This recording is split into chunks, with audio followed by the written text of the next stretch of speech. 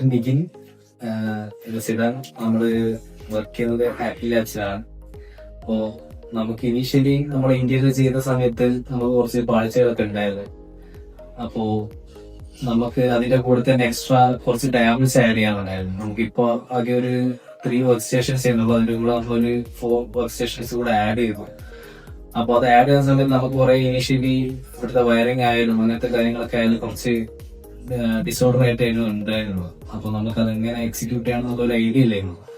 അപ്പോഴായിരുന്നു നമ്മളെ CEO നമ്മുടെ സജീവിന്റെ ബേസിസിൽ നമുക്ക് ജസ്റ്റിനെ പരിചയപ്പെട്ടത്.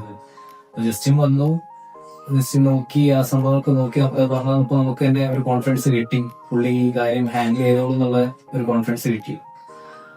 അങ്ങനെ പുള്ളി അത് ഏറ്റെടുത്ത് നമുക്ക് പറഞ്ഞ ഡേറ്റിൽ തന്നെ 2 ദിവസമാണ് പറഞ്ഞത്. പക്ഷെ ഇനി 1 ദിവസം കൂടി എക്സ്ട്രാ ആയി. പ്രശ്നമില്ല, കാരണം അതിനനുസരിച്ചുള്ള പണി ഇവിടെ ഉണ്ടായിരുന്നു. പക്ഷെ ഫൈനലി നമ്മളെ സാറ്റിസ്ഫൈ ആവുന്ന രീതിയിൽ തന്നെ ചെയ്തു തന്നു.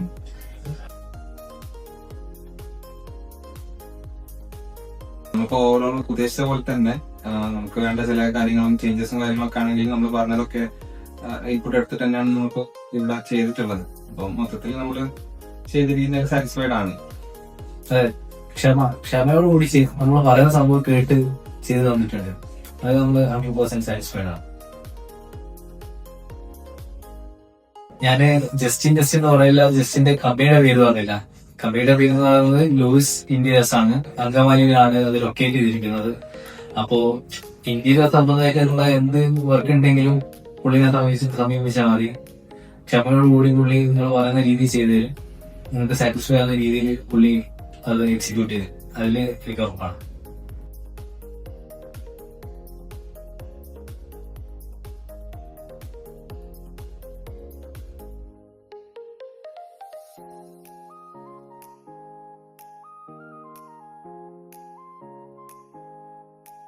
നമ്മൾ എക്സ്പെക്ട് ചെയ്ത രീതിയിൽ നമുക്കിപ്പോ കാര്യങ്ങൾ എക്സിക്യൂട്ട് ചെയ്യാൻ പറ്റിയതിന് കമ്പനിയോട് താങ്ക്സ് പറയാം.